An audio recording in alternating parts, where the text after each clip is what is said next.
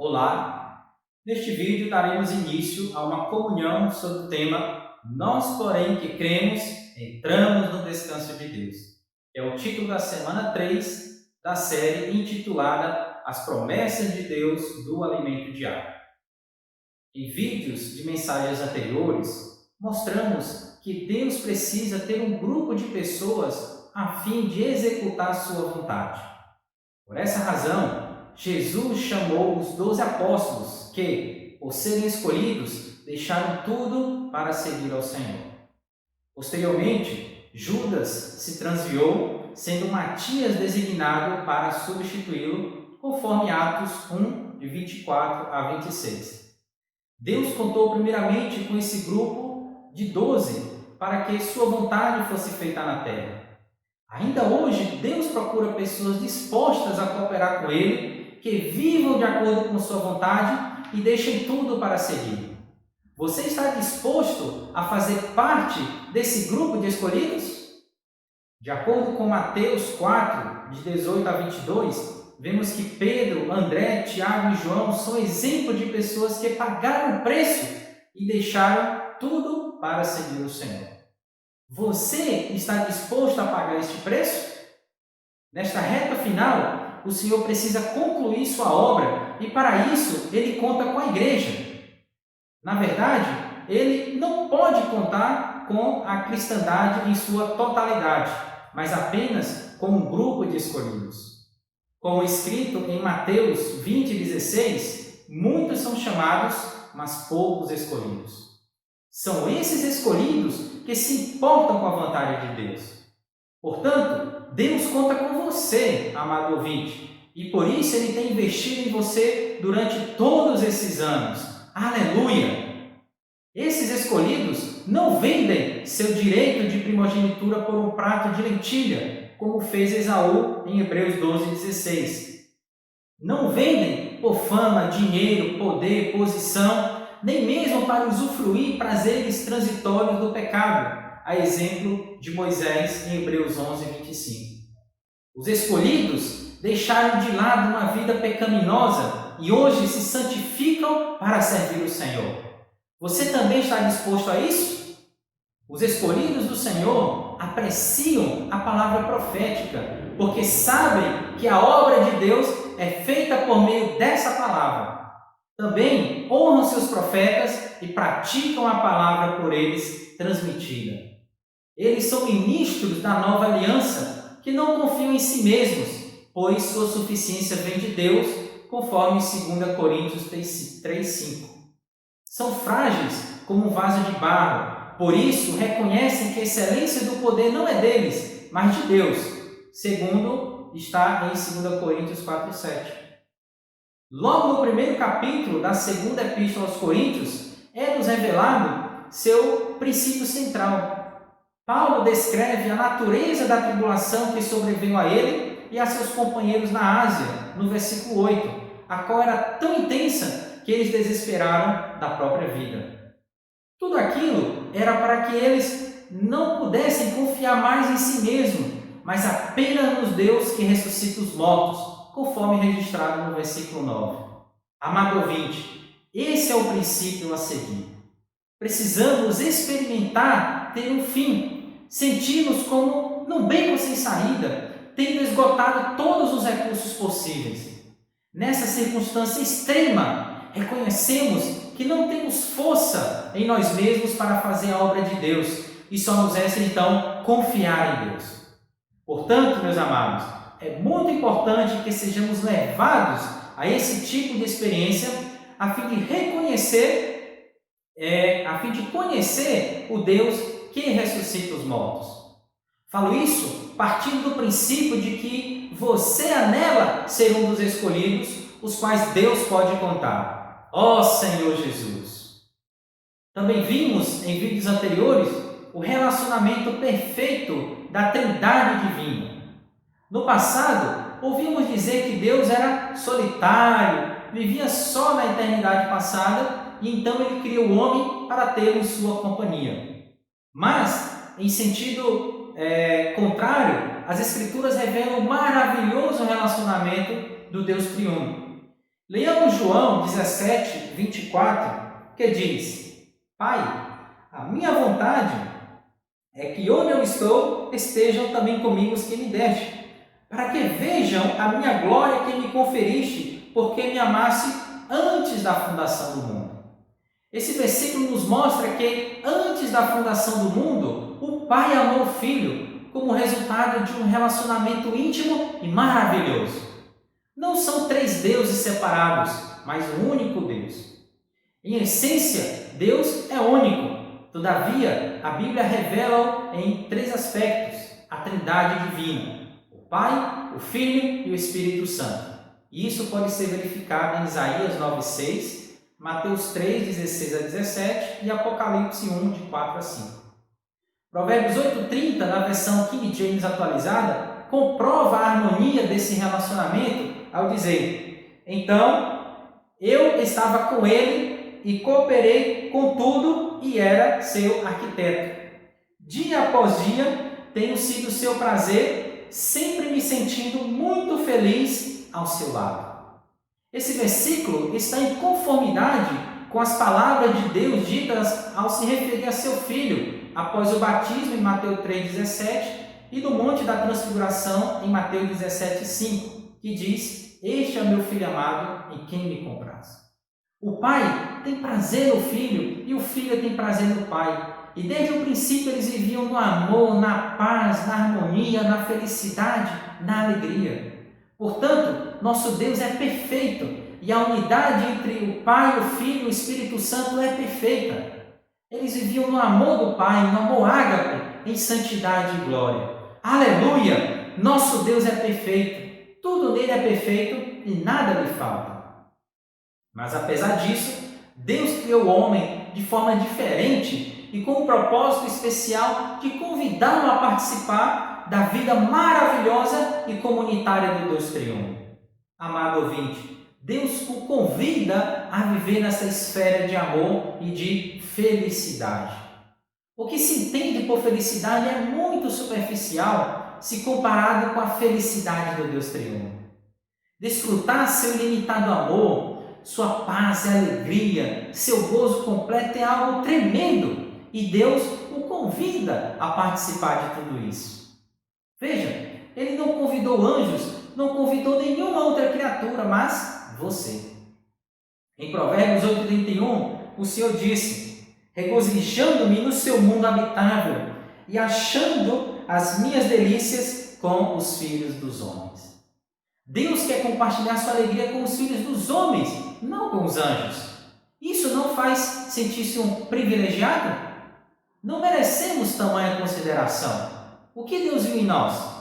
Olhe para si mesmo e você só verá transgressão, rebeldia. Erramos todos os dias precisamos do seu perdão, mas Deus nos escolheu. Aleluia! Fomos criados à sua imagem e semelhança por meio do seu sopro. Louvado seja o Senhor.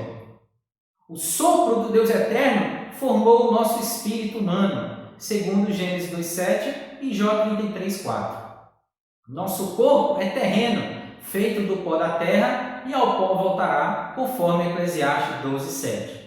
Entretanto, enquanto nosso corpo humano existir, nele deve habitar algo espiritual e celestial, a fim de Deus receber-nos para dentro de si mesmo. Isso é maravilhoso. Mesmo sendo pecadores, temos esperança de que Deus completará sua obra em nós, conforme registrado em Filipenses 1:6. Deus enviou seu Filho para nos abrir o caminho à glória, e ele foi o primeiro homem glorificado por Deus e recebido no Pai na sua glória. Aleluia! Hoje há um homem na glória. Isso significa que a natureza humana foi inserida em Deus. Isso não é maravilhoso? Agora temos um caminho aberto para Deus nos receber em sua glória. Louvado seja o nome do Senhor. Nosso Deus é amor e verdade. Ele é justo e santo. Como nós, pecadores, podemos ser inseridos em Deus e não sofrer rejeição? Sabemos que qualquer corpo estranho que penetrar em nosso organismo será rejeitado. Se alguém precisar fazer transplante de órgão, os médicos deverão ministrar imunossupressores para que o organismo não rejeite o órgão doado. Semelhantemente, almejamos que naquele dia Deus não nos rejeite por falta de amor, verdade, de justiça e santidade. Portanto, caro ouvinte, deixe Deus trabalhar em você para salvá-lo completamente, de modo a alcançar o estágio final da glorificação. Essa é a nossa esperança. Os capítulos 14, 15 e 16 do Evangelho de João traçam um esboço da economia de Deus, seu plano eterno ou o seu plano macroeconômico. São palavras muito elevadas que nos transferem para outra dimensão. Nesses capítulos, João apenas registrou as palavras ditas por Jesus a seus discípulos. Ele não ousou explicá-las. Neles temos o ápice da visão da macroeconomia de Deus. Ao ler essas palavras, podemos tocar na revelação de Deus a fim de ver algo além da dimensão terrena. Ver as coisas invisíveis, celestiais e espirituais que Deus planejou para nós e que nos levam a participar de seu amor, da unidade, da verdade e da glória do Deus Criador. Contudo, para que o seu plano macroeconômico seja executado, é necessário um plano microeconômico, cuja finalidade é colocar a macroeconomia de Deus em operação em nosso dia a dia. Esse plano microeconômico pode ser visto no livro de Hebreus, pois nele há muitas ilustrações relacionadas ao povo de Israel aplicáveis a nós. Por exemplo, em Hebreus 3,10, vemos que Deus se indignou com a geração de israelitas que deixou o Egito ao dizer que eles não conheciam os caminhos do Senhor. Eles enfrentaram muitas dificuldades durante a peregrinação no deserto. Havia muita murmuração e incredulidade. E o versículo 17 diz que estes foram os motivos pelo qual caíram no deserto. Amados ouvintes, isso deve ser uma advertência para nós. Não podemos perder mais tempo vagando no deserto, isto é, ter uma vida da igreja sem meta, ocupados com maledicências, críticas, invejas, contendas e disputas pelo poder. Há entre nós a mais alta revelação da palavra de Deus, mas se permanecermos em nós mesmos, não teremos progresso espiritual. Não avançaremos para entrar na boa terra de Canaã, como fizeram Josué e Caleb, que conheciam os caminhos do Senhor.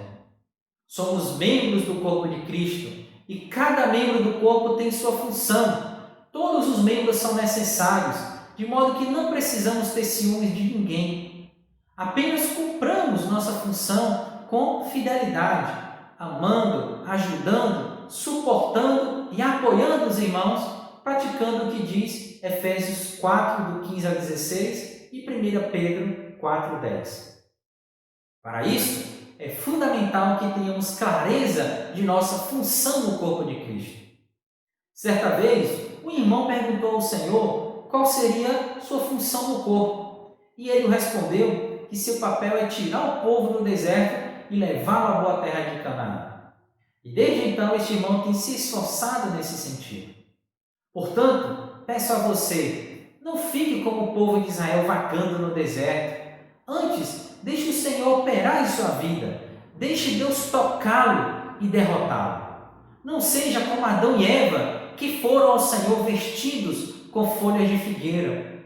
Não se cubra diante do Senhor, mas despoje-se da religiosidade, justiça própria e de seus conceitos humanos. Não se esconda atrás de uma fachada do rótulo de um bom cristão, tendo, no entanto, insatisfação e ressentimentos ocultos. Abra seu coração e compareça nu diante do Senhor, expondo sua verdadeira condição para que Ele possa ajudá-lo. Ore ao Senhor: Senhor, tal qual estou, venho à Tua presença. Ajuda-me a não enganar a mim mesmo, como alguém que se esconde atrás de uma fachada, cobrindo-se diante do Senhor com vestimentas feitas de folha de figueira. Senhor, trabalhe em mim. Não quero cair no deserto, mas entrar na boa terra de Canaã, no lugar de descanso. Ó Senhor Jesus! Portanto, o livro de Hebreus trata do plano microeconômico de Deus, cujo objetivo é levar-nos à glorificação revelada no capítulo 17 do Evangelho de João. Em Hebreus 1:5, lemos: Pois a qual dos anjos disse jamais, tu és meu filho, eu hoje te gerei. E outra vez, eu lhe serei por pai, e ele me será por filho. Nesse versículo, Deus, o Pai, declara que Jesus em sua humanidade tornou-se um filho de Deus. Ao ressuscitar, Jesus obteve glória e foi gerado filho de Deus, conforme Atos 13:33. Trata-se de um fato grandioso, e isso abriu caminho para sermos inseridos na glória do Pai. Aleluia! Em seguida, em Hebreus 2, de 5 a 6, lemos: Pois não foi a anjos que sujeitou o mundo que há de vir, sobre o qual estamos falando. Antes, alguém em certo lugar deu pleno testemunho, dizendo: Que é o homem que dele te lembres, ou o filho do homem que o visites. Deus ordenou ao homem, não a anjos, governar sobre o mundo que há de vir. Ele admitiu o homem em sua glória, a fim de que este o expresse em seu reino. Esse homem foi feito por um pouco menor que os anjos, inferior apenas na condição física, visto que Deus o coroou de glória e de honra. O primeiro homem coroado foi Jesus ao ascender os céus, e a sua glorificação proporciona-nos receber a coroa de glória e de honra, ser constituído sobre todas as obras de suas mãos e ter todas as coisas debaixo dos nossos pés. Foi para isso que o homem foi criado. E embora não vejamos todas as coisas a ele sujeita, segundo Hebreus 2:8, um dia tudo isso será cumprido plenamente. Louvado seja o Senhor! Jesus foi feito menor que os anjos, assim como todo homem, e por causa de seu sofrimento de morte na cruz, Hebreus 2:9 diz que ele foi coroado de glória e de honra. O homem foi criado para ser coroado de glória e de honra e ter domínio sobre todas as coisas. Porém, essa não é a realidade presente. Deus então enviou Jesus como um homem como nós, mas sem a natureza pecaminosa, a fim de restabelecer o propósito original da criação do homem. Ele viveu uma vida perfeita, de acordo com a vontade de Deus e totalmente submisso a Ele. Jesus não fez sua própria vontade, não procurou sua própria glória e não fez uma obra própria, independente de Deus. Ele falou somente aquilo que o Pai lhe ordenou falar e por isso ele venceu. Louvado seja o Senhor! Deus Pai, então, aprovou o viver desse varão perfeito, ressuscitando. Deus poderia tê-lo deixado na corrupção, caso houvesse nele alguma falha. Contudo, o homem Jesus foi tentado à nossa semelhança em todas as coisas, estando sujeito às mesmas fraquezas. Mas, de acordo com Hebreus 4:15, ele não pecou, razão pela qual não foi deixado da morte, segundo Atos 2:27. Aleluia! Deus o ressuscitou! Que maravilha! No dia da ressurreição, Atos 13:33 e Hebreus 1:5 registram essa declaração feita pelo Pai. Tu és meu filho, eu hoje te gerei. Jesus foi gerado filho de Deus, foi admitido em Deus e foi recebido na glória. Ou seja, o homem Jesus foi glorificado e dessa forma abriu-se uma porta para nós.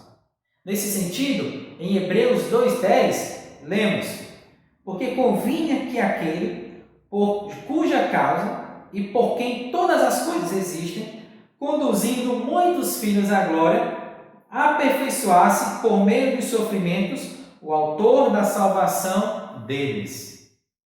Jesus tornou-se o autor de nossa salvação e sua obra na cruz liberou a salvação maravilhosa que ainda opera em nós, a fim de nos levar à etapa final da glorificação. Cremos nessa obra, por isso estamos cheios de esperança. Jesus, para nos salvar, veio ao mundo como homem, tendo participação de carne e sangue. Nessa condição, foi crucificado e por meio da sua morte, Hebreus 2, 14 e 15, dizem-nos que Jesus destruiu aquele que tem o poder da morte, o diabo, a fim de livrar todos que, pelo pavor da morte, estavam sujeitos à escravidão por toda a vida.